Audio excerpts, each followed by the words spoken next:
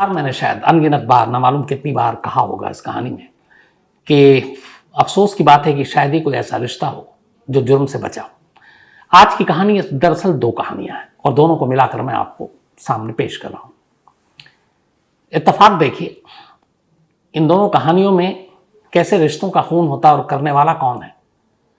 एक कहानी में एक बाप अपने बेटे को मारता है और दूसरी कहानी में एक बेटा अपने बाप के नाम की सुपारी निकालता है और उसे मार डालता है। तो बाप बेटे को मार रहा है, बेटा बाप को मार रहा है। बाकी ऐसा कोई रिश्ता नहीं है जिसमें किसी का खून ना किया हो। पहली कहानी अहमदाबाद की है, गुजरात की। वेस्ट अहमदाबाद, पश्चिमी अहमदाबाद का एक इलाका है वासणा। वहां पर 22 जुलाई की सुबह कूड़े के ढेर पर पॉलिथिन में कुछ पड़ा हुआ मिलता है। कुछ लोगों की नजर पड़ती है, बदबू आ रही थी, वो खबर करते हैं। इसके बाद जब वो खबर करते हैं तो पुलिस पहुंचती है। उस जिसमें कूड़ा डालकर पॉलिथिन को फेंका जाता है वैसे ही पॉलिथिन था। जब पुलिस उस पॉलिथिन को खोलती है तो पाती है कि अंदर इंसानी शरीर का कोई टुकड़ा है। अब शरीर का टुकड़ा मैं इसलिए कह रहा हूं कि ना वो सर था, ना हाथ, ना पैर, सिर्फ धड़, सर और कमर के ऊपर का हिस्सा। तो अब उससे आप पहचान भी नहीं कर सकते हैं कि ये क्या है, किसका है, पर है इंसानी। अब पुलिस उसे बरामद करती है, हॉस्पिटल भेज देती है। कोई कपड़ा कुछ नहीं था तो पहचानना मुश्किल, चेहरा भी नहीं है, सर भी नहीं है। अब पुलिस केस दर्ज करती है और ये जिस तरीके से लाश मिली मालूम हो गया था कि ये कोई कत्ल का मामला है। पुलिस अब अपनी तफ्तीश शुरू करती है, लेकिन अभी पुलिस अपनी तफ्तीश शुरू ही करती है कि तभी इससे पहले कि इस केस में कोई और रोशनी पड़े, अगली खबर एक और कॉल आती है। और ये कॉल इस बार थी, ये जो गुजरात यूनिवर्सिटी ग्राउंड के पास अहमदाबाद में, वहां से खबर है कि यहाँ पे भी एक पॉलिथीन पड़ा हुआ है और उसके अंदर कुछ इंसानी टुकड़े हैं। अब पुलिस की टीम वहां पहुंचती है, पॉलिथीन खोलती है तो देखती है कि उसके अंदर 2 कटे हुए हाथ हैं। अब एक जगह से धड़, एक जगह से कटे हुए हाथ। अब पुलिस अभी ये सारी चीजें जोड़ ही रही थी कि पता चला कि एक दिन पहले भी एक ऐसे ही फोन आया था और एक कूड़े के ढेर पर एक पॉलिथीन मिली और उस पॉलिथीन में 2 पैर मिले। तो अब तक 3 पॉलिथीन की खबर आ चुकी थी। अब धड़ मिल चुका था, दोनों हाथ मिल चुके थे, दोनों पैर मिल चुके थे, लेकिन सर मिलना बाकी था। थोड़े इंतजार के बाद वो भी पूरा हो गया और इसके बाद जीवराज पार्क के पास से किसी ने खबर की पुलिस को कि यहां पे भी एक पॉलिथीन पड़ा हुआ है और उसमें एक लाश का टुकड़ा है। पुलिस जाती है और देखती है कि वो सर पड़ा हुआ है एक इंसानी। अब पुलिस को 4 अलग अलग शहर के हिस्सों से और सारे वेस्ट अहमदाबाद के हिस्सों से 4 पॉलिथीन में इंसानी लाश के अलग अलग 4 टुकड़े मिलते हैं, हाथ, पैर, सर, धड़। अब इन 4 ही चीजों को देखकर पुलिस को पहले तो ये समझ में नहीं आ रहा कि आखिर कातिल चाहता क्या है। एक कत्ल करता है, अच्छा ये चारों चीजें जब मिलाई गई तो पता चला कि एक ही लाश है, एक ही शख्स का कत्ल हुआ है। लेकिन कातिल शहर के अलग अलग हिस्सों में लाश को इस तरीके से क्यों फेंक रहा है, और वो भी बड़ी तसल्ली से। इसका मतलब है कि कातिल को शायद डर भी नहीं है, कातिल को ये भी एहसास नहीं है कि वो पकड़ा जाएगा। और पूरा टाइम लेकर वो अलग अलग इलाकों में पॉलिथीन लेकर घूमता है। आमतौर पर ऐसा होता है कि अगर आप एक लाश का टुकड़ा लेकर जा रहे हैं, फेंक दिया, पुलिस तक पहुंच गई, वो खबर आ गई, तो दूसरी बार वैसा पॉलिथीन लेकर आप निकलते हुए भी डरेंगे कि कहीं पुलिस की नजर ना हो आप पर। लेकिन यहाँ कातिल बेखौफ, पुलिस का कोई डर नहीं, और खुलेआम शहर के 4 अलग अलग इलाकों में जाकर लाश के 4 टुकड़े फेंक कर चला आता है। अब पुलिस की तफ्तीश शुरू होती है। जहां जहां पे ये लाशें मिली पुलिस को, उन जगहों के पुलिस ने सबसे पहले सीसीटीवी फुटेज को खंगालना शुरू किया। आखिरकार पहली कामयाबी मिली पुलिस को। ये जो वासणा इलाका था अहमदाबाद का, वहां पे जहां पे कूड़ा फेंका हुआ था उससे कुछ दूरी पर एक कैमरा लगा हुआ था। उस कैमरे में पुलिस ने देखा कि एक शख्स एक स्कूटी पर आ रहा है और उस स्कूटी पर एक पॉलिथीन भी है और वो इसी कूड़े के ढेर के पास आता है, कुछ फेंकता और चला जाता है। अब इत्तेफाक से पुलिस का नसीब भी अच्छा था। पुलिस जो है उस स्कूटी का नंबर उस कैमरे के जरिए पता कर लेती है। अब नंबर पता करने के बाद पुलिस ट्रांसपोर्ट अथॉरिटी के जरिए उस स्कूटी का के जो मालिक है उसके बारे में पता करती कि कौन है। तो पता चला कि ये स्कूटी जो है एक नीलेश जोशी नाम के शख्स के नाम पर रजिस्टर्ड है। और नीलेश जोशी जो है वो ऑलरेडी गुजरात सरकार के कर्मचारी रहे, 4 साल पहले रिटायर हुए, और वो GSRTC Gujarat state road transport corporation में असिस्टेंट ट्रैफिक सुपरिंटेंडेंट के पद से रिटायर हुए 2018 में। तो अब एक सरकारी मुलाजिम जो 18 में यानी 4 साल पहले रिटायर हुआ, उसके नाम पे ये स्कूटी, पुलिस की टीम खैर उस जो पता था उस घर पे पहुंचती है। लेकिन जब वो घर पे पहुंचती है तो देखती है कि जो पता है, जो रजिस्ट्रेशन नंबर के हिसाब से, वहां ताला लगा हुआ है। अब पुलिस ने पड़ोसियों से पूछा तो पता चला कि नहीं, यहाँ पे एक बाप और बेटे रहते हैं, लेकिन बाप कल से दिखाई नहीं दिया, बेटा 3-4 दिनों से नहीं दिखाई दिया। अब पुलिस को बड़ा अजीब लगता है। अब पुलिस ढूंढ रही है। इसी दौरान में पुलिस नीलेश जोशी के मोबाइल नंबर को निकालती है और उसके जरिए फिर ट्रैक करना शुरू करती है। तो अचानक पता चलता है कि नीलेश मोबाइल के जरिए जो लोकेशन निकला वो ये कि पहले वो अहमदाबाद से सूरत के लिए निकले और फिर सूरत से एक ट्रेन पकड़ी और वो जो ट्रेन है वो गोरखपुर तक जाती है। इत्तेफाक से मोबाइल अभी भी चल रहा था। पुलिस ने उसी मोबाइल को ट्रैक करते हुए उस ट्रेन का भी पता कर लिया कि जो सूरत से गोरखपुर जा रही है।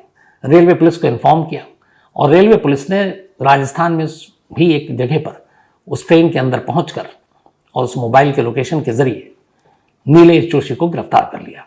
नीलेश हैरान कि चलती ट्रेन में उन्हें पुलिस कैसे पकड़ रही है। उसके बाद उनको गिरफ्तार करके उतारा गया। फिर पुलिस को खबर दी गई। फिर गुजरात की पुलिस आती है, नीलेश को अपने साथ अहमदाबाद ले जाती है। अहमदाबाद ले जाने के बाद अब नीलेश से पूछताछ होती है। पुलिस को शायद उम्मीद नहीं थी कि इतनी जल्दी नीलेश खुल जाएगा, लेकिन नीलेश ने बिना कोई लाग लपेट के, बिना किसी देरी के, उसने सीधा सीधा कहा कि जो 4 अलग अलग जगहों पे शहर से आपने लाशें इकट्ठा की हैं, वो लाश मेरे बेटे की है। उसकी उम्र करीब 18 साल, उसका नाम स्वयं जोशी, और उसे मैंने ही मारा है। अब पुलिस को अजीब कि एक बाप अपने बेटे को, वो भी इकलौता बेटा, क्यों कत्ल कर रहा और इतनी आसानी से क्यों इकरार जुर्म कर रहा है। तब नीलेश ने पूरी कहानी सुनाई। नीलेश ने कहा कि वो सरकारी कर्मचारी था, उसका बेटा बचपन में पढ़ने लिखने में तेज था, लेकिन फिर कुछ धीरे धीरे वक्त बीते, उसकी बीवी के साथ अनबन हुई, बीवी से वो अलग हो गया। 2 बच्चे थे, एक बेटा और एक बेटी। बेटी माँ के साथ चली गई, बेटा उसी के साथ रहने लगा। वो चाहता था वो पढ़े, लेकिन 10th से पहले ही 9th में आते आते गलत सोहबत में पड़ गया। कुछ दोस्तों के साथ पहले शराब की लत लगी, हालांकि गुजरात में शराब बंदी है। फिर ड्रग्स की लत लगी और वो ड्रग्स लेने लगा। इधर उसकी जो दूसरी बेटी थी, उस बेटी ने पढ़ाई की, मेडिकल निकाला, डॉक्टर बन गई और फिर उसकी नौकरी लग गई और वो अपनी माँ को लेकर जर्मनी चली गई। तो माँ और बेटी जर्मनी में 5 साल पहले गए, बेटा नीलेश के साथ स्वयं, और वो अब गलत सोहबत में बिगड़ गया, ड्रग्स का आदी हो गया। अक्सर वो लड़ता। इस दौरान में नीलेश रिटायर हो गया, पेंशन के पैसे थे, लेकिन बेटा हमेशा ड्रग्स के लिए पैसे मांगता, लड़ता झगड़ता, कई बार बाप को मारने की धमकी देता। और नीलेश को यह डर था कि कहीं सचमुच नशे की हालत में किसी दिन उसका बेटा उसे मार ना दे। इसी दौरान 18 जुलाई को भी, 17 जुलाई को नीलेश का बेटा घर से गया, पूरी रात नहीं लौटा। 18 जुलाई की सुबह सुबह नशे में बुरी तरह से झूमता हुआ घर पहुंचा। बाप ने उसे टोका, उसने फिर से कहा कि पैसे की जरूरत है। बाप ने मना किया। बेटे ने कहा कि मैं एक दिन तुम्हें मार दूंगा। फिर कुछ ऐसी बातचीत हुई बाप बेटे में, नीलेश को गुस्सा आ गया। उसने घर में रखा हुआ एक पत्थर उठाया। बेटे ने भी बाप पे हमला किया, पलटकर बाप ने भी किया और उस पत्थर से अपने बेटे के सर पर कई वार किए। बेटा सर पकड़कर जमीन पर गिर गया। थोड़ी देर में उसकी मौत हो गई। जब मौत हो गई तब नीलेश को एहसास हुआ कि उसने अपने बेटे को मार डाला है। इसके बाद नीलेश सबसे पहले घर से निकलता है और ये सब कुछ 18 जुलाई की सुबह हुआ। और वो वहीं थोड़ी दूर पर एक मंदिर है जहां वो अक्सर जाया करता था। वो उस मंदिर में जाता है, आधा घंटा बैठता है, भगवान के सामने बैठकर अपने बेटे के कत्ल के लिए माफ़ी मांगता है और कहता है कि मुझे क्षमा कर दो, मुझे माफ़ कर दो। आधे घंटे तक मंदिर में बैठने के बाद फिर वो बाहर निकलता है और एक बाजार में जाता है। बाजार से जाकर ग्राइंडर मशीन खरीदता है, बिजली से चलने वाला जो कटर टाइप। फिर वो घर आता है। घर आने के बाद बेटे की लाश को बाथरूम में ले जाता है और फिर उसी ग्राइंडर मशीन से वो उसे काटना शुरू करता है। इस दौरान में वो अपने साथ पॉलिथीन भी ले आया था जिसमें कूड़ा फेंकते हैं। फिर उसने पहली किस्त में उसी रात 22 जुलाई की रात एक धड़ ले जाकर घर से दूर एक कूड़े के ढेर पर फेंक आता है। अगले दिन सुबह फिर एक पॉलिथीन उठाता और फेंक आता है। इस तरीके से उसने 3 दिनों में अलग अलग लाश के टुकड़े 4 अलग अलग जगहों पर फेंके और इस बात का ख्याल रखा कि किसी भी तरीके से लाश की शिनाख्त ना हो, इसलिए लाश के सारे कपड़े हटा लिए और बाकी कोई ऐसी चीज शिनाख्त भी नहीं छोड़ी। और 4 अलग अलग हिस्सों में, ताकि ये था कि पुलिस चारों को कहीं मिला ना सके और अलग अलग पुलिस स्टेशन का मामला लगे। और कई बार होता है कि पुलिस एक दूसरे पुलिस स्टेशन से कांटेक्ट भी नहीं करती, तो इस तरह ये केस भी जो है एक पहेली बनकर रह जाए। तो इस तरीके से उसने हर जगह लाश फेंकी। बस गलती ये हुई कि उसने अपनी स्कूटी का इस्तेमाल किया और स्कूटी पर ही पॉलिथीन रखकर लाश फेंकता था, और ऐसे ही एक कैमरे में वो पकड़ा गया और उस कैमरे में स्कूटी का नंबर दर्ज हो गया और उस नंबर के सहारे पुलिस उसके घर तक पहुंच गई और फिर वो पकड़ा गया। कहते हैं कि उस ट्रेन में बैठकर वो जो गोरखपुर जा रहा था, असल में उसे गोरखपुर से आगे नेपाल जाना था और वो शायद कुछ वक्त नेपाल में ही रहना चाहता था पुलिस से छुपने के लिए, लेकिन मोबाइल ने चुगली खा दी और चलती ट्रेन में वो पकड़ा गया। अब नीलेश को इस वक्त पुलिस हिरासत में है। नीलेश ने अपने सारे गुनाह कबूल कर लिए हैं, उसने एक्सेप्ट किया है। अब देखना यह है कि इस जुर्म के लिए नीलेश को सजा कितनी मिलती है, क्योंकि अभी तक जो खुद पुलिस की कहानी है वो ये कि 18 जुलाई की सुबह बाप बेटे में झगड़ा हुआ, बेटे ने बाप पे हमला किया, बाप ने बेटे पे। तो ये एक प्री प्लान मर्डर नहीं था, मतलब पहले से सोचा हुआ नहीं था। दूसरा, जिस तरीके से नीलेश का बयान है कि वो हमेशा कहता था कि मैं तुझे काट दूंगा, मार दूंगा, तो हो सकता था कि बेटा मुझे मार दे। तो ये है कि अपनी जान बचाने के लिए भी एक कत्ल वकील इसकी अदालत में दलील रख सकते हैं। तो देखना यह है कि इस कत्ल को, एक बाप के हाथों किए गए बेटे के कत्ल को अदालत किस तरीके से लेती है। हालांकि कत्ल के बाद का जो दूसरा पहलू है कि ठीक है कत्ल गुस्से में हुआ, बाकी सारी चीजें ठीक है अपनी जगह, लेकिन एक बाप अपने ही बेटे के लाश के अलग अलग टुकड़े करता है, छोटे छोटे पॉलिथीन में डालता है, फिर उसके बाद अलग अलग इलाकों में फेंकता है। तो ये सारी प्लानिंग, और यहाँ पे कहीं ना कहीं एक हैवानियत भी है, विभत्सता भी है कि कोई बाप अपने बच्चे के टुकड़े ऐसे कैसे कर सकता है। तो शायद ये पहलू भी अदालत में सामने होगी। तो ये तो थी एक बाप के हाथों एक बेटे के कत्ल की कहानी। अब इत्तेफाक देखिए, जो दूसरी कहानी आपको सुनाने जा रहा हूं, 22 जुलाई को पहली बार अहमदाबाद में वो पॉलिथीन मिली थी जिसमें स्वयं के लाश के टुकड़े थे। एक बाप ने जिसको बेटे को अपने हाथों से मारा था, तो वासणा इलाके में 22 जुलाई को मिली। तारीख वही है 22 जुलाई, शहर बदला हुआ और कहानी बदली हुई है। अहमदाबाद में एक बाप कातिल, बेटे का कत्ल। लेकिन यही आप मध्य प्रदेश की कहानी है अगली। यहां पे बाप का कत्ल और बेटा कातिल। तारीख वही 22 जुलाई। 22 जुलाई को वहां पहली बार लाश मिली और 22 जुलाई को यहां कत्ल होता है। ये जो कहानी है ये शिवपुरी मध्य प्रदेश की कहानी है। मध्य प्रदेश के शिवपुरी में एक शख्स रहते थे, महेश गुप्ता। किराने की इनकी दुकान, इनके दो बेटे, एक अंकित और दूसरा एक और जो भारतीय सेना में। पढ़ाया लिखाया उन्होंने, किराने की दुकान थी, पैसे की भी कोई कमी नहीं, ठीक ठाक अपने हिसाब से, अपने हैसियत से इनका परिवार था। लेकिन 22 जुलाई की सुबह सुबह अचानक महेश गुप्ता की लाश उन्हीं के घर में तीसरी मंजिल पर मिलती है। लोग, घर वाले, अंकित उनका बेटा, बाकी सब चीखने चिल्लाने लगते हैं। पुलिस को खबर की जाती है क्योंकि खून बह रहा था।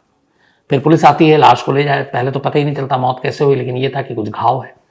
पोस्टमार्टम होता है तो पता चलता है कि मौत गोली लगने से हुई है। अब पुलिस तफ्तीश शुरू करती है। अब चौंकाने वाली बात यह थी कि घर की तीसरी मंजिल पर एक शख्स की मौत होती है, गोली मारी जाती है, और घर के अंदर और भी लोग सो रहे और किसी को गोली की आवाज नहीं आती। नंबर 1, नंबर 2, उस घर का अंदर जो दरवाजे थे सारे वो अंदर से बंद थे। तो कातिल एक तो घर के अंदर कैसे दाखिल हुआ, और दाखिल हुआ तो कत्ल करने के बाद फिर वो बाहर कैसे गया, और अंदर से दरवाजा क्यों बंद था। ये कुछ चीजें थी जो पुलिसिया जांच में कहीं शक पैदा कर रही थी। लेकिन अभी घर में एक मौत हुई थी, घर के गार्जियन की, मुखिया की, खासतौर पर जो उनका बेटा था अंकित, वो उसका रो रो कर बुरा हाल। और इसमें एक और ट्रेजेडी ये थी कि अंकित की जो दूसरा भाई, उसका बड़ा भाई जो भारतीय सेना में था, कुछ वक्त पहले ही उसकी भी मौत हो गई थी, और उसकी मौत कहते हैं कि खुदकुशी थी। तो भाई की मौत और अब बाप का कत्ल, पुलिस ने भी थोड़ा सा वक्त दिया लेकिन अपनी जांच जारी रखी। थोड़े वक्त के बाद पुलिस की तफ्तीश आगे बढ़ी। घूम फिर कर ये आया कि कातिल घर के अंदर ही है। पुलिस ने बड़ी खामोशी से अंकित के मोबाइल और बाकी जो फैमिली मेंबर थे उनके सारे कॉल डिटेल निकाले, और फिर देखा कि जिस दिन कत्ल हुआ उससे एक दिन पहले खास नंबर पर अंकित लगातार बातचीत कर रहा था, और कत्ल के बाद भी उसी से बातचीत हुई। अब पुलिस ने उस नंबर को जीरो इन करना शुरू किया। अब जब पुलिस उस नंबर को खंगालती है तो पता चलता है कि ये एक लड़का है जिसका नाम है अजीत, और ये उसका नंबर है। अब जितनी भी तफ्तीश हुई इशारा घर की ही तरफ था। आखिरकार पुलिस ने अंकित को उठाया और हिरासत में लेकर उससे सख्ती से पूछताछ की। फिर उससे इस नंबर के बारे में पूछा। जैसे इस नंबर के बारे में पूछा, अंकित घबरा गया। फिर उसने पूरी कहानी बताई। उसने कहा कि हाँ, मेरे पिता का कत्ल मेरे ही इशारे पर हुआ है, और मैंने यह कत्ल एक सुपारी किलर से कराया। यह नंबर उसी सुपारी किलर का है, उसका नाम है अजीत। अब जो पूरी कहानी थी वो ये थी कि अंकित भी, जैसे अहमदाबाद का केस था, नशे का आदी था, शराब पीता, ड्रग्स लेता, उसका भाई जो सेना में था उसकी मौत हो गई थी, और उस मौत के बाद परिवार को बीमा की रकम के तौर पर कहते हैं कि करीब 80 लाख से 1 करोड़ रुपए मिले, जो उनके फादर के अकाउंट में जमा थे। इधर नशे की लत की वजह से ये पैसे बर्बाद कर रहा था इनके बाप का, हालांकि किराने की दुकान भी थी, और वो जब तब बाप से पैसा मांगता, बाप उसको मना करता, देता भी नहीं, बाप से वो डरता भी था। अब एक दो उसके ऐसे भी दोस्त और मिले जो इसी तरह से नशे के आदी थे। इन लोगों ने सोचा कि अब ड्रग्स के लिए पैसे कहाँ से लाएं, तो चलो कुछ जुर्म करते हैं। तो जुर्म क्या करें, इन्हीं के शहर में शिवपुरी में एक केमिस्ट दवा की दुकान थी, वो दुकान बड़ी चलती है। अंकित को ख्याल है कि अगर इसके मकान दुकान के मालिक को किडनैप कर लें तो रैंसम में कम से कम काफ़ी पैसे मिल जाएंगे। बट उसने कहा किडनैपिंग करें कैसे। इसके बाद वो सोशल मीडिया पर गया, उसने कहा कि हम लोग किसी ऐसे सुपारी किलर को ढूंढते हैं जो कत्ल भी करता हो या फिर जो किडनैपिंग भी करता हो, तो हम उसको उसकी फीस देंगे और जो कमाएंगे उसमें से एक हिस्सा देंगे, बाकी हमारा होगा। तो अब इसने ये तो टारगेट तय कर लिया कि एक केमिस्ट शॉप के ओनर को किडनैप करना है, लेकिन करे कौन। इन लोगों ने पहले कोई क्राइम किया नहीं, हिम्मत हो नहीं रही है। अब ये सोशल मीडिया पर इसने ढूंढना शुरू किया। अब जब सोशल मीडिया पर ढूंढना शुरू किया तो ये हैरान करने वाली बात है, हालांकि मैं पहले भी कहानी में कई बार बता चुका हूं कि अब क्रिमिनल अपने जुर्म को छुपाते नहीं है, बल्कि वो उसको उसके पब्लिसिटी करते हैं, और ऐसे सोशल साइट पे बहुत सारे आपको ऐड भी मिलेंगे। तो जब वो सोशल मीडिया पे सर्च कर रहा था, उसे एक जगह पे मिला जिसमें यह लिखा हुआ था यूट्यूब पर कि अगर किसी को कोई परेशानी हो तो संपर्क करें, मर्डर, किडनैपिंग, लूट, चोरी करवानी हो तो संपर्क करें। अब ये जो है एक अजीत किंग नाम के जरिए ये ऐड डला हुआ था। इसने उठा के उसको कांटेक्ट किया। अब वहां से ऑनलाइन दोनों की बात हुई। इसने कहा कि हमें ये किडनैपिंग करानी है, तो उधर से कहा गया ठीक है। फिर अजीत नाम का एक शख्स, ये बिहार का रहने वाला था, 19 साल इसकी उम्र है, ये झांसी पहुंचा। ये दोनों भी, अंकित और उसका एक नाबालिग दोस्त था, ये भी झांसी पहुंचे। फिर वो उसे अपने साथ लेकर शिवपुरी आए। फिर उन्होंने बताया कि ये किडनैपिंग करनी है। लेकिन इस किडनैपिंग का सुनकर अजीत ने कहा अच्छा, इन्होंने 10,000 रुपये एडवांस भी दे दिए। उसने कहा नहीं, ये किडनैपिंग करने से पहले मुझे 1 लाख रुपए चाहिए। अब इन दोनों के पास 1 लाख रुपए थे नहीं, और उसने कहा कि 1 लाख जब तक नहीं मिलेंगे कैश, तब तक मैं ये काम करूंगा नहीं, और मैं बहुत दूर से आया हूं, बिहार से चल के MP आया हूं। अब दोनों ने कहा कि क्या करें, पैसे तो हैं नहीं। उधर अजीत भी, अब वो इतनी दूर से आया और उसने कहा कि मैं आया हूं और बिना काम किए लौट जाऊं, ये भी बड़ा घाटे का सौदा है। तो उसने कहा अच्छा ठीक है, तुम्हारे पास 1 लाख रुपए नहीं है तो किडनैपिंग छोड़ो, मुझसे यहां पे हूं 1-2 दिन, कोई और काम करवाना हो तो करवा लो। अब ये दोनों सोचने लगे क्या करें। तभी अंकित के दिमाग में ये ख्याल आया कि उसके भाई की मौत के बाद बीमा की जो रकम है वो बैंक में है उसके बाप के पास। भाई पहले ही मर चुका है, अगर बाप की मौत हो जाती है तो वो सारे पैसे अब उसके हो जाएंगे। तो उन पैसों से वो 1 लाख रुपए इसको भी दे सकता है उस किडनैपिंग के लिए, और बाकी पैसे तो उसके होंगे ही होंगे। फिर वो कहता है ठीक है, तुम्हें एक काम करना है ना, तो तुम मेरे बाप को मार डालो, फिर तुम्हें मैं उसमें से इतने पैसे दूंगा। अजीत तैयार हो जाता है। वो वैसे भी कहता है इतनी दूर आया हूं, काम कुछ तो करूंगा। उसके बाद फिर प्लानिंग के तहत वो रात को अपना दरवाजा घर का खोल कर रखता है, देर रात को घर में दाखिल होता है, 3री मंजिल पर सो रहे उसके बाप को गोली मारता है और फिर बाहर निकल जाता है। अंकित दरवाजा बंद कर देता है और इस तरीके से ये कत्ल होता है। लेकिन ये दरवाजा बंद करना और 3री मंजिल पर वो चलना और फिर गोली की आवाज़ न सुनाई देना, ये सारी चीज़ें पुलिस के लिए शक पैदा करती है। और आखिरकार इसी शक की बिना पर पुलिस पूछताछ और तफ्तीश करते हुए और मोबाइल के कॉल डिटेल के जरिए कातिल तक पहुंच जाती है। ये 2 कहानी आज मैंने एक साथ इसलिए आपको सुनाई ताकि सिर्फ ये बता सकूं, फिर एहसास करा सकूं कि इस दुनिया में, देश में ही नहीं, कोई भी ऐसा रिश्ता नहीं है जिसके साथ जुर्म ना हुआ हो। अब इस कहानी को लेकर हम क्या कहेंगे। एक जगह पे एक बाप अपने बेटे को मारता है, मारने के बाद इस बुरी तरीके से उसके लाश के टुकड़े करता है, और दूसरी जगह एक बेटा अपने बाप के नाम की सुपारी निकालता है, वो भी ऑनलाइन, और अपने ही बाप के कत्ल का सौदा करता है। आज की कहानी आपको शुरू करूं उससे पहले एक जानकारी दे दूं। 5 ऐसी अजीब अजीब कहानियां आज मेरे सामने आई कि मुझे लगा कि एक कहानी सुनकर मैं निपटा ना दूं, तो इन 5 कहानियों को आपके सामने रखूं। और वाकई इन 5 कहानियों के ज़रिए हमारे यहाँ के legal system, judicial system, police, criminal case, मुकदमा, तारीख, सबका आईना आप देख लेंगे। पहली कहानी बाबूराम भील की कहानी है। ये राजस्थान का रहने वाला है, राजस्थान के बलोत्रा इलाके का। पुलिस को इस बलोत्रा इलाके के आसपास पिछले 1-1.5 महीने से कई ऐसे कॉल आते थे। कॉल ये कि एक शख्स है जो हाथ में चाकू लिए रहता है, उसके हाथ में एक बोतल है जिसमें पेट्रोल होता है और वो एक तरह का पेट्रोल बम है, और बेवजह वो लोगों को धमकाता है, किसी को चाकू मारता है और भाग जाता है। अब ऐसा सिरफिरा इस इलाके में पुलिस के लिए परेशानी की वजह, पुलिस ढूंढती है पर वो मिलता नहीं है। तभी अभी 19 जुलाई को इसी इलाके में एक स्कूल है, उस स्कूल का नाम है गवर्नमेंट हायर प्राइमरी स्कूल चुल्ली बेरा, इसी इलाके में ये स्कूल। और लोकल पुलिस को एक कॉल आता है। कॉल सुनते ही पुलिस वालों की हवा ख़राब हो जाती है। कॉल करने वाले ने ये बताया कि इस स्कूल में एक सिरफिरा घुस गया, उसके हाथ में चाकू है और एक बॉटल है, और वो बता रहा है कि ये पेट्रोल बम है, और उसने इन्हीं दोनों हथियारों के बल पर स्कूल के बच्चों को एक तरह से बंधक बना लिया है, और कुछ टीचर भी उसकी चपेट में। खबर संगीन थी, बच्चों का स्कूल, कुछ भी हो सकता है। फ़ौरन पुलिस अपनी फोर्स के साथ स्कूल में पहुंचती है, लेकिन वहां पहुंचने में पता चलता है कि उस सिरफिरे ने तब तक 2 टीचर पर चाकू से हमला कर दिया था। दोनों घायल भी हुए। उनको किसी तरह वहां से निकाला गया और ले जाकर हॉस्पिटल पहुंचाया गया। बाद में पुलिस मौके पर पहुंचती है और उसके बाद बाबूलाल भील को गिरफ्तार कर लेती है। गिरफ्तारी के बाद ही पता चलता है कि ये कौन है, कहाँ का है, क्या है। तो गिरफ्तारी के बाद उससे पूछताछ की गई तो पता चला कि ये बलोत्रा गांव का है, नाम बाबूराम भील है। अब पुलिस उससे पूछती है कि भाई एक स्कूल में घुसकर तुम स्टूडेंट्स को बंधक क्यों बना रहे हो, मामला क्या है। इसके बाद जब वो बोलना शुरू करता है तो खुद पुलिस हैरान थी।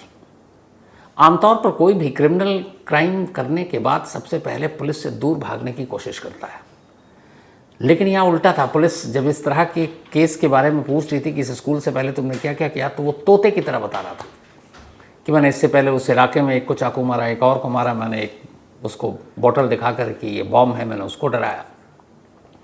और लास्ट में कहता है कि साहब ये सब तो मैं आप ही के लिए कर रहा था, आप पुलिस वालों के लिए, ताकि आप आएँ और मुझे पकड़ें, पर आपने आने में बहुत वक्त लगा दिया, मुझे पकड़ने में भी वक्त लगा दिया। तो उसने कहा कि अगर तुम्हें पकड़वाना ही था खुद को तो तुम ही चले आते पुलिस स्टेशन। बोला नहीं, मैं खुद से आता, मैं खुद से पकड़ाता तो फिर बात बनती नहीं। आप मुझे पकड़ें और बहुत सारे लोगों के सामने पकड़ें, मैं यही चाहता था। मैं ये चाहता था कि बहुत सारे लोगों को मैंने मारा, चाकू मारा, क्राइम किया। पुलिस लेकिन मुझे एक्शन के वक्त पकड़े, ये नहीं कि मैं थाने पहुंचूं और उसका वो चाकू रख दूं और पेट्रोल बम रख दूं और कह दूं कि मैं सरेंडर करने आया हूं और मुझे पकड़ लीजिए। बोला उससे मेरा काम ही नहीं बनता। और पुलिस वाले हैरान कि ये कौन सिरफिरा है जो ऐसी बातें कर रहा है। तो उन्होंने कहा तुम गिरफ्तार क्यों होना चाहते थे, और वो भी कि एक्शन के दौरान तुम्हें पकड़ा जाए, कहीं तुम कोई क्राइम कर रहे हो और उसके बाद कोई खबर आए और पुलिस पहुंचे फिर तुमको गिरफ्तार करे, इससे तुम्हारा भला क्या होगा। फिर पुलिस ने देखा, उसने कहा कि तुम्हारा पिछला रिकॉर्ड तो सब साफ है, तुम ठीक ठाक अपनी नौकरी वोकरी क्या करते थे, तुम्हारे अच्छे खासी ज़मीन है, घर है गाँव में, तो ये स्कूल में बच्चों को बंधक बनाना, लोगों को चाकू मारना, पेट्रोल पंप से डराना, ये सब क्यों। तो उसने कहा साहब आपने मुकदमा दर्ज कर लिया। उसने कहा आप तो करेंगे, और ये तो वो है कि जिसमें तुमको ज़मानत भी नहीं मिलेगी, जेल जाओगे। और वो इसको सुनकर खुश। उसने कहा कि आप पूरा नाम पता सब लिख लिया आपने। उसने कहा हाँ जी, जो तुमने बताया, बाबूराम भील, वल्द ये सब कुछ बता दिया। अब वो खुश। बोला अब मेरा काम हो गया। पुलिस वालों को समझ ही में नहीं आया। तब उसने अपनी कहानी सुनाई। उसने कहा देखो, मैं 6 महीने तक बिल्कुल ठीक इंसान था। मैं शहर गया था नौकरी करने के लिए। शहर से जब घर आया तो कुछ गांव की ज़मीन और प्रॉपर्टी, खेत, उसका पहले से ही कुछ सौदा चल रहा था, कुछ चीज़ें बेचनी थी। तो मैं गया, जो गांव के सारे अपने पंचायत और बाकी होते हैं सरकारी अफसरान, तो मैं वहाँ पेपर लेकर गया था कुछ काम कराने। तो देखकर मुझे ऐसे हुआ जैसे मैं भूत आ गया हूँ। उन्होंने कहा भैया तुम्हारी तो डेथ सर्टिफिकेट तैयार है, तुम कैसे साइन करोगे। और उसने पुलिस को अपनी जेब से निकाल कर वो डेथ सर्टिफिकेट सामने रख दिया थाने में, इस स्कूल के इंसिडेंट के बाद। तो साहब मैं पहले समझा मजाक है, लेकिन फिर मैंने देखा वो वाकई मेरा डेथ सर्टिफिकेट था, बाकायदा उस पर डेट था, इसी साल मेरी मौत हुई है, वक्त जगह सब कुछ लिखा हुआ, सरकारी मोहर है, सरकारी पेपर है, और वो प्रशासन की तरफ से जारी मेरा डेथ सर्टिफिकेट है। बोला मैं हंसा, मैंने कहा क्या मजाक कर रहे हो। मैं दूसरे अफसर के पास गया, बाबू के पास। उसने कहा भाई मैं कुछ नहीं कर सकता, और तुम अब किसी चीज़ पर साइन नहीं कर सकते, तुम मुर्दा हो। तो मैं इधर उधर भटकता रहा, कोई मेरी सुनने को तैयार नहीं। मेरे दोस्त, मेरे घर वाले, वो सब मान रहे हैं कि मैं ज़िंदा हूँ, लेकिन कागज़ पर कोई मुझे ज़िंदा मानने को तैयार ही नहीं, क्योंकि सरकारी कागज़ ने मुझे मुर्दा करार दिया है। अब मुझे ये पता नहीं कि ये हुआ कैसे, लेकिन जहाँ तक मुझे साजिश समझ में आती है वो ये कि कुछ लोग मेरी प्रॉपर्टी पे नजरें बनाए हुए थे, और जब मैं शहर में था तो उन्होंने उसका फ़ायदा उठाया कि जब इसको मुर्दा डिक्लेयर कर देंगे तो फिर न ये साइन कर सकता है, ना बेच सकता है, ना सेल डीड बना सकता है। तो इसीलिए उन्होंने मेरा डेथ सर्टिफिकेट सरकारी अफसरों के साथ मिलकर उन्हें रिश्वत देकर बना लिया। अब मैं सरकारी अफसरों से जब जाकर लड़ रहा हूँ कि मैं ज़िंदा हूँ, ज़िंदा होने का और क्या सबूत दूँ कि तुम्हारे सामने खड़ा हूँ, वो मानने को तैयार नहीं। उन्होंने कहा ऐसा कोई सबूत नहीं, कोई ऐसा कागज़ दिखाओ जिसपे तुम इस डेथ सर्टिफिकेट के बाद भी ज़िंदा हो। अब ये बड़ी अजीब चीज़ थी। अगर सपोज डेथ सर्टिफिकेट अप्रैल 2024 का था तो उनका ये था कि तुम मई का कोई सर्टिफिकेट, कोई ऐसा पेपर दिखाओ, सरकारी पेपर होना चाहिए जिसमें तुम जिंदा हो। बोला मैं क्या करूं, कहां से लाऊं।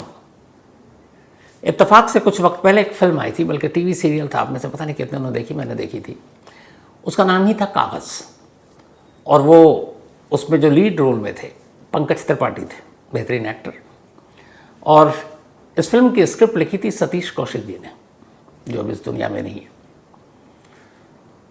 तो वो फिल्म की कहानी यही थी कि कागज़ पे पंकज त्रिपाठी की मौत हो चुकी है और उसके बाद वो किडनैपिंग करता और क्या क्या करता है उसका कैरेक्टर, ताकि सरकारी दस्तावेज में उसका नाम आए। अब पता नहीं, शायद उसने ये कागज़ देख ली। अब उसे तमाम कोशिश कर चुका कि मैं ज़िंदा होने का सबूत दूँ, ज़िंदा होने का सबूत कागज़ पे कहीं आ नहीं रहा है। तो फिर उसे ख्याल आया कि सरकारी पेपर पे ही चाहिए ना, तो 2 पेपर पे मैं देता हूँ, एक पुलिस का FIR और दूसरा अदालत में जब ये मुकदमा चलेगा, जब चार्जशीट दाखिल होगी, अदालत फैसला सुनाएगा, तब जज साहब को भी कहना पड़ेगा कि बाबूराम भील उर्फ फलाने भील, इनको ये सज़ा दी जाती है। एड्रेस भी लिखा होगा उसी गांव बलोत्रा का। बस उसे यह ख्याल आया तो उसने कहा क्या करूं, क्योंकि उसे ये भी पता था कि खुद से थाने में जाकर किसी को थप्पड़ मार के, पुलिस वाले को थप्पड़ मार के, तब तो कहेंगे यार प्लान करके आया। तो उसने कहा कुछ बड़ा करते हैं, और उसके बाद सिर्फ और सिर्फ अपने आप को जो जिंदा है कागज़ में, सरकारी कागज़ में जिंदा दिखाने के लिए उसने जुर्म का रास्ता अख्तियार किया और एक के बाद एक कई लोगों को चाकू मारा। हर बार इंतज़ार करता कि पुलिस पकड़े, पुलिस पकड़ नहीं रही, वो बेचैन हो रहा। फिर उसने कहा कि कुछ बड़ा करते हैं, और वो एक स्कूल में घुस गया। उसने बच्चों को बंधक बनाया, टीचर को 2 चाकू मारा। तब तक किसी ने कॉल कर दिया, पूरी पुलिस की बटालियन पहुंच गई और वो पकड़ाया, और उस दिन उसे खुशी हुई। ये बात अभी की है, 19 जुलाई की। और तब उसे लगा कि अब उसका काम हो गया। जब पुलिस वालों ने सुना तो जो केस है वो तो उसने इंजर्ट किया, बाकी चीज़ें की, उस पर तो सारी धाराएं लगी। लेकिन जब ये वहाँ के कप्तान SP तक ये बात पहुँची तो उन्होंने कहा कि पैरेलल इसकी भी जांच होनी चाहिए। और अब उसके गांव जाकर उसके ज़िंदा मुर्दा होने, उसके डेथ सर्टिफिकेट की जांच हो रही है। लेकिन बाबूराम भील जो इस वक्त जुडिशियल कस्टडी में यानी कि न्यायिक हिरासत में जेल है, वो बहुत खुश है कि अब मेरे ज़िंदा होने के सर्टिफिकेट से कोई इनकार नहीं कर सकता, क्योंकि कानूनी दस्तावेज़, सरकारी दस्तावेज़, पुलिस की दस्तावेज़, अदालत की दस्तावेज़, और जब मुकदमा शुरू होगा जज साहब की अदालत में, तो जज साहब की बात भला फिर कौन टालेगा। तो अब मैं कागज़ पर फिर से ज़िंदा हो जाऊंगा। तो सोचिए, कागज़ पर ज़िंदा होने के लिए एक शख्स लगातार 6 महीने से क्राइम कर रहा था। ये कानून की पहली झलक और आईना दिखाया। अब आइए दूसरी कहानी पर आपको आता हूँ। कमाल की कहानियाँ हैं साहब।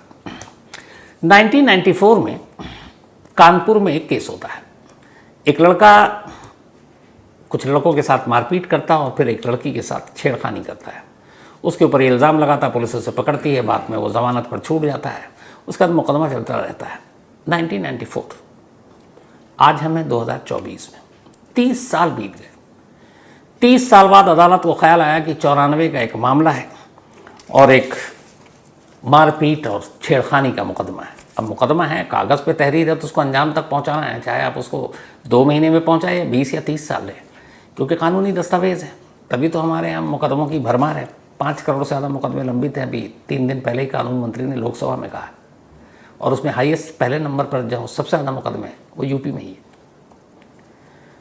उसकी डिटेल में किसी और दिन सुनाएंगे आपको, पूरा डेटा आ गया हमारे यहाँ। 5 करोड़ से ज़्यादा मुकदमे लंबित।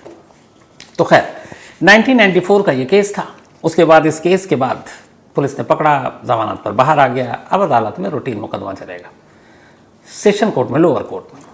94 से पूरा 2000 ख़त्म, 2021 आ गया। उसके बाद अब 2024, अभी 30 साल बीत गए।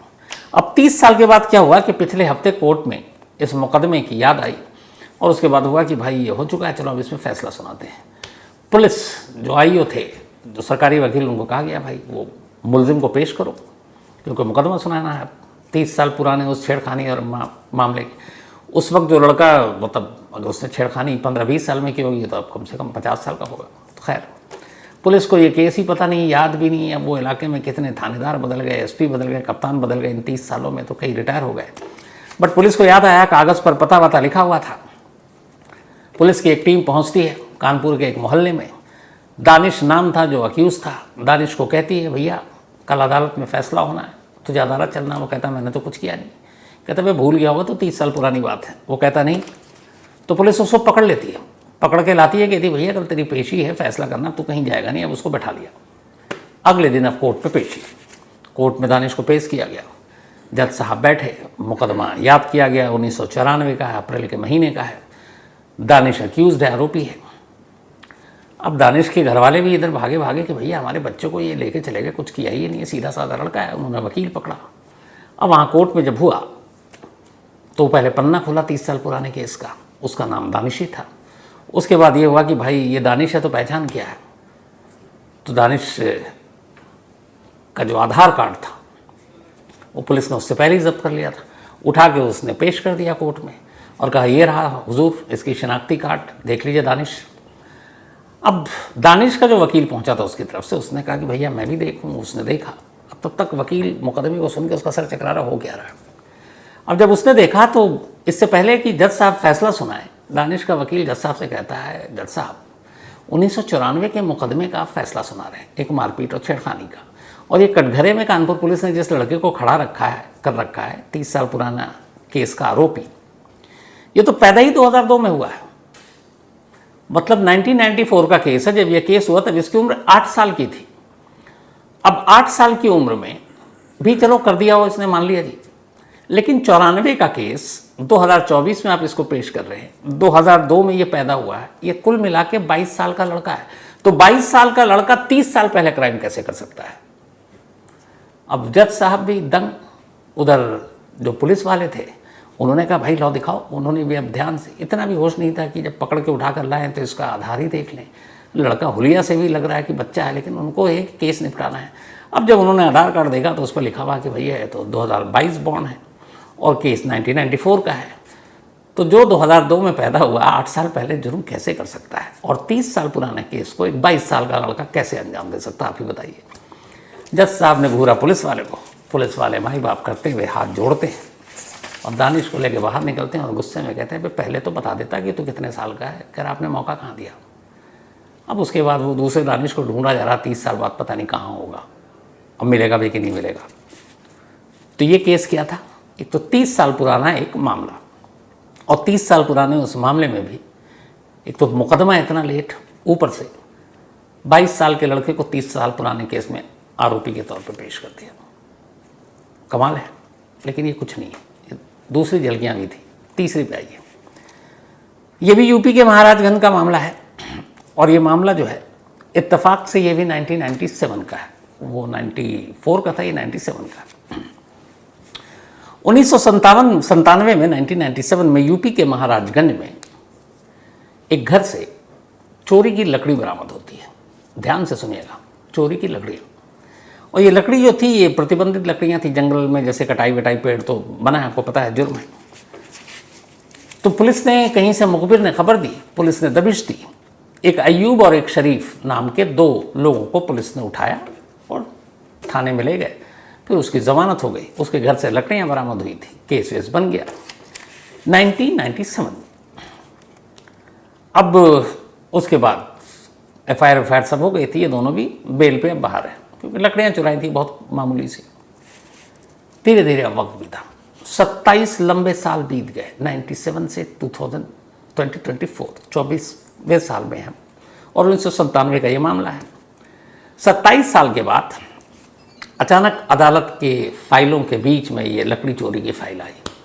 उन्होंने कहा यार 27 साल पुराना मामला, अब तक फैसला नहीं, ऐसे कैसे, चलो इसको भी निपटाते हैं। तो आनंद फानन में तमाम पुलिस वाले सबको बुलाया गया, केस से जुड़े हुए तो सब रिटायर ही हो गए, सिर्फ उन पन्नों को देखा गया। पुलिस का नसीब अच्छा था, ये दोनों उसी मकान में थे जहाँ 27 साल पहले रहते थे। अयूब और शरीफ को पुलिस लेकर कोर्ट पहुँची। 27 साल बाद लकड़ी चोरी के मुकदमे का फैसला हो रहा है, और टोटल जो उस वक्त लकड़ियाँ थी वजन में वो करीब 5 किलो थी। 5 किलो लकड़ी के मुकदमे का फैसला जो 1997 में दर्ज हुआ था, 2024 में अदालत फैसला सुनाती है और कहती है कि अय्यूब और शरीफ तुम दोनों गुनहगार हो, तुम दोनों ने 27 साल पहले लकड़ियाँ चुराई थी करीब 5 किलो, इसलिए तुम्हें ऐसे तो नहीं छोड़ेंगे। तुम दोनों को सज़ा दी जाती है 1 दिन की जेल और 1500 रुपये जुर्माना। अगर तुमने 1500 रुपये जुर्माना नहीं दिया तो फिर 1 हफ्ता और जेल में रहोगे। तो 1 दिन की जेल और 1500 रुपये जुर्माना। दोनों जज साहब के सामने खुशी खुशी में, क्या है, सुबह से शाम तो यूँ ही निकल देंगे, अब 1 दिन में जेल जाने का भी क्या मतलब बनता है। लेकिन खैर, इसी के साथ यानी 1 दिन की जेल और 1500 रुपये जुर्माना देकर ये मुकदमा खत्म। यही काम 27 साल पहले हो सकता था। जो 5 करोड़ मुकदमे आज हमारे अदालतों में लंबित हैं, उनमें से ऐसे मुकदमों या इस तरह के मुकदमों की भरमार है। अब अंदाज़ा लगाइए कि जिस लकड़ी चोरी के मामले में 1 दिन की सज़ा है जेल, हालांकि कायदे से इसमें कानूनी पेचीदगियाँ बहुत है। अगर ये दोनों चाहें, एक तो 1 दिन की जेल का मतलब ये हुआ कि जेल जाएंगे नहीं, क्यों, ये बेलेबल ऑफेंस हो गया। अगर 5 साल से कम की सज़ा होती है तो बेलेबल ऑफेंस हो जाता है, तो ये बेलेबल है। ये इसको हाई कोर्ट में फिर चैलेंज कर सकते हैं, हाई कोर्ट के बाद सुप्रीम कोर्ट जा सकते हैं। लेकिन मुझे लगता नहीं है दोनों इसलिए जाएंगे कि भैया हाई कोर्ट और कहीं चैलेंज करने के लिए भी वकील तो करना पड़ेगा ना। यहाँ 1500 रुपये में काम बन रहा है तो फिर वकील को क्यों वो 15,000 रुपये देंगे, वो भी अकलमंदी नहीं है। लेकिन लकड़ी चोरी का मुकदमे का फैसला 27 साल बाद और 1 दिन की सज़ा। तो ये तीसरी झलकियाँ आपने देखी। अब कमाल की चौथी झलकियाँ देखी और निकलते हैं यूपी के बाहर, मध्य प्रदेश चलते हैं। ये भी कमाल का है। मध्य प्रदेश में 22 अप्रैल 2005 को एक महिला जिनका नाम है विमला देवी, उम्र 56 साल, उनके घर पर एक पुलिस आती है और एसएचओ थे वो वहीं के एक डाबरा पुलिस स्टेशन के। और घर आने के बाद उनके 3 लड़के थे उस वक्त घर में मौजूद, उनके बारे में पूछते हैं और उन तीनों को थाने ले जाते हैं। विमला देवी पूछती है मेरे बच्चों को कहाँ ले जा रहे हो, वो कहते हैं कि अभी छोड़ देंगे, कुछ पूछताछ करनी है। तो 3 बच्चे को जो ले गए उनमें से 2 को तो इन्होंने शाम को छोड़ दिया, लेकिन तीसरे को उन्होंने नहीं छोड़ा। और उस तीसरे बेटे का नाम था खुशहाली राम। अब वो पुलिस कस्टडी में था। घर वाले भागे कि भैया बता तो दो क्या है। पुलिस वालों ने कुछ नहीं बताया, यहाँ तक कि मिलने नहीं दे रहे। करीब हफ्ता बीत गया, कोई पता नहीं चला। वो बार बार जाए, पुलिस वाला कुछ बताया नहीं। फिर ये भी कहानी सुना दिया कि हमने तो उसे छोड़ दिया था, वो भाग गया और हमारे पास नहीं है। अब बेचारे गरीब लोग कहाँ कहाँ भटके, लेकिन दोनों भाई और माँ अपने बच्चे को तलाश रही है, जिसको खुद इंस्पेक्टर आकर लेकर गया था डाबरा पुलिस स्टेशन का। जहाँ जहाँ वो भाग सकते थे भागे, लेकिन उनके तीसरे बेटे का कोई सुराग नहीं मिला। धीरे धीरे वक्त बीता। उसके कुछ दिनों के बाद अचानक इन घर वालों को इनके पड़ोसियों ने एक अखबार ला कर दिया। अब बोला ये पढ़ देखो अखबार में क्या पढ़ा लिखा हुआ है। जब उन्होंने अखबार पढ़ा तो पढ़ा ये कि पुलिस ने एक एनकाउंटर में उनके बेटे को मार दिया और बेटे का बाकायदा फ़ोटो छापा और फोटो के साथ ये लिखा कि कालिया उर्फ ब्रिज किशोर, एक बदनाम डाकू, एक मुठभेड़ में मारा गया। कालिया उर्फ ब्रिज किशोर। अब जब उन्होंने फोटो देखा तो फोटो तो बेटे का है, लेकिन नाम कुछ और आ रहा है। अब वो भागी भागी गई ये लोग जहाँ पे एनकाउंटर हुआ। उसके बाद वो पुलिस वालों के पास अदालत में पहुंची कि भैया इसकी इंक्वायरी की हमें कहीं से इजाज़त दिलवाई जाए। वकील किया तो फिर लास्ट में सीनियर पुलिस अफसरों ने एक इंक्वायरी कमेटी बैठाई और कहा कि ये जांच किया जाए। जब जांच की तो पता चला कि जिस बंदे का इन्होंने नाम लिखा है, ये कालिया उर्फ ब्रिज किशोर, मशहूर बदनाम क्रिमिनल, वो मारा गया एनकाउंटर में। वो कालिया उर्फ ब्रिज किशोर झांसी की डिस्ट्रिक्ट जेल में 2 साल से बंद था। और जब ये इंक्वायरी हुई पता चला कि अब भी वहीं बंद है। तो अब सवाल ये था कि मारा कौन गया, क्योंकि अखबार में फोटो विमला देवी के बेटे का था, नाम उस डाकू का था, और वो नाम जिसका था वो झांसी की जेल में अब भी जिंदा था और इस एनकाउंटर से पहले से ही बंद था। मतलब एमपी पुलिस में और बाकी के स्टेट पुलिस में वैसे ही इतना होता नहीं है आपस में कोऑर्डिनेशन, तो उन्हें पता ही नहीं था कि ये तो जेल में बंद है। उनको चाहिए था इनाम, तरक्की, उन्होंने उठाया इस लड़के को, बेगुनाह को उठाकर मार दिया। अखबार में फोटो छपवा ली और कह दिया कि कालिया मारा गया, और कालिया झांसी की जेल में बंद है। अब जब ये मजिस्ट्रेट इंक्वायरी में रिपोर्ट आई तो फिर ये हुआ कि भाई इस पर मुकदमा चलेगा। अब वो जो इंस्पेक्टर साहब उठा कर ले गए थे उनको ढूंढा गया, लेकिन इंस्पेक्टर साहब कहीं नहीं मिले। जब जब उनको कहा गया कोर्ट में पेशी है, वो कभी नहीं आए।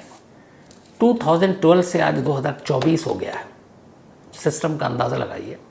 वो इंस्पेक्टर अब एसपी दतिया हैं इस वक्त, मतलब तरक्की पाते हुए सुपरिटेंडेंट ऑफ पुलिस बन गए। कोर्ट में नहीं पहुंचे एक भी पेशी पर, और अब लास्ट में मध्य प्रदेश के हाई कोर्ट में ये मामला गया तो हाई कोर्ट ने पहले तो 1 लाख रुपए का जुर्माना किया स्टेट गवर्नमेंट पर, कहा इस परिवार को दो, और साथ में डीजीपी मध्य प्रदेश को कहा है कि तुम्हारा वो इंस्पेक्टर क्या इतना बड़ा है कि बार बार कहने के बावजूद एक बार भी पेशी में कोर्ट नहीं आया। दिया भी का फैसला इसी 1 वीक के अंदर का। अब देखिए, क्योंकि अब ना जाएं तो शायद गिरफ्तारी भी हो सकती है, और सबसे बड़ी बात यह कि एक एनकाउंटर जिसमें एक कालिया के नाम पे एक बेगुनाह मारा गया, उसका कुछ नहीं हुआ अभी तक। अब आगे जांच होगी, क्या होगी पता नहीं। तो ये चौथी झलकियां थी कि जो बंदा जेल में है उसका एनकाउंटर हो चुका बाहर में। कमाल की पुलिस है अपनी। अब 5वीं खबर, ये भी यूपी की है इत्तेफाक से। अब इस स्टोरी के बारे में क्या कहें, ये बहुत सारे लोगों के साथ ये चीज़ें होती हैं। यूपी में एक महिला रहती थी, उसकी एक बेटी जो है एक रोज़ अचानक घर से गायब हो गई। अब वो जब गायब हुई तो वो फिर पहुंचती है, ये देवरिया का मामला है। देवरिया में पुलिस स्टेशन में पहुंचती है, कहती मेरी बेटी साहब भाग गई है, आप उसको ढूंढ लो। वो अपनी बेटी का नंबर देती है। अब वो इतनी पढ़ी लिखी थी नहीं, इश्क का मामला था, बेटी अपने आशिक के साथ भाग गई थी। पुलिस वाले उसकी रिपोर्ट लिख लेते हैं, उसके बाद उसके फ़ोन को चेक करते हैं सीडीआर। तो उस लड़की ने वहाँ जाने के बाद एक कॉल किया था, वो कॉल मुंबई से था। अब पुलिस वालों को इतना पता चल गया कि लड़की मुंबई में और मुंबई मोबाइल उसका ऑन है, तो बड़ा आसान था उसको ट्रेस करना। अब कायदे से एक लड़की है और वो भी बहला फुसला कर ले गया, क्या है मालूम नहीं है, तो ये पुलिस का अब काम है, जिम्मेदारी बनती है उसकी जाँच करना, उसको सही सलामत वापस लाना। लेकिन यहाँ खेल क्या होता है कि देवरिया पुलिस के 3 पुलिस वाले उस लड़की की माँ के पास जाते हैं और कहते हैं कि हमें पता चल गया तुम्हारी बेटी मुंबई में है, अब मुंबई से उसे लाना है, पर मुंबई कैसे जाऊँ।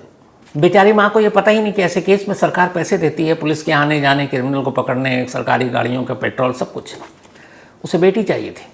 दरोगा ने उसे कहा कि देखो मुंबई जाकर तो ले आएंगे, लेकिन मुंबई जल्दी जाना पड़ेगा, तो फ्लाइट से जाना है, फिर यहाँ से पहले लखनऊ जाएंगे, लखनऊ से मुंबई जाएंगे, पर हाँ तुम्हारी बेटी को जब लेकर आएंगे तो ट्रेन से वापस आ जाएंगे, पर अभी फ़्लाइट से जाना जल्दी है, क्योंकि वरना भाग ना जाए। तो इन सब के पैसे माँ ने कहा कितना खर्चा होगा। उसने बताया कि तुम ही टिकट करा दो, हमें कोई इशू नहीं है। माँ ने अपनी ज़मीन को गिरवी रखा कि अभी 3 महीने के लिए गिरवी रख देते हैं, हम तुम्हें पैसे लौटा देंगे, हमें इतने पैसे दे दो। उसके बाद उसने उस दरोगा, उसकी 2 सहायक, एक लेडी कांस्टेबल और एक हेड कांस्टेबल, 3 लोगों के लखनऊ टू मुंबई के एयर टिकट कराए, देवरिया से लखनऊ के ट्रेन टिकट कराए, और रिटर्न टिकट मुंबई से फिर लखनऊ तक के कराए। ये सब दिया। उसने कहा वहाँ जाकर रहना खाना पीना भी है। माँ ने 6,000 अलग से दिए। ये लोग गए, जाने के बाद लड़की को वापस ले आए, ये फैक्ट था। मेडिकल वेडिकल करा के माँ को सौंप दिया, माँ भी खुश, हाथ जोड़ी उन पुलिस वालों के आगे। महीने भर बाद बेटी फिर गायब। अब माँ फिर पुलिस स्टेशन पहुंची, पुलिस वालों से उसने फिर कहा। अब पुलिस वाले जो है फिर से वही कि यहाँ जाना है वहाँ जाना, पैसे वैसे। अब माँ बेचारी हार गई। उसने कहा अभी जो हमने गिरवी रखा है उसी के पैसे के तकाजे शुरू हो गए, और मेरे पास कुछ है नहीं, कहाँ किराए पे लगाऊँ। उन्होंने कहा हम कुछ नहीं करेंगे। माँ से ये बात कुछ लोगों ने सुनी, उन्होंने एक पत्रकार को बताई, उसने अखबार में खबर छाप दी। खबर छपते ही जो एसपी थे उन तक पहुंची बात। एसपी ने माँ को बुलाया, माँ ने सारी कहानी बता दी, इनके मुंबई फ्लाइट से भेजने, ट्रेन से वापसी के। एसपी ने कहा हम तुम्हारी बेटी को ढूंढते हैं, और उनमें से जो दरोगा साहब थे उनको सस्पेंड कर दिया, और उनके जो नीचे के दोनों थे उनको वार्निंग देकर छोड़ दिया, क्योंकि उनकी डायरेक्ट गलती नहीं थी। तो कुल मिला के आज 5 अलग अलग कहानी, 5 तस्वीरें थी। इसके ज़रिए आप हमारी पुलिसिंग, जुडिशियल सिस्टम, मुझे लगता है सब कुछ थोड़ा बहुत आप समझ गए होंगे। बाकी मुझे कहने की ज़रूरत नहीं है, पर अपनी राय आप लोग ज़रूर दीजिएगा। तो फिलहाल कहानी में जितना ही, अब आपसे मुलाकात होगी कल रात 9 बजे किसी नई कहानी के साथ। तब तक अपना ख्याल रखिएगा। Thank you very much.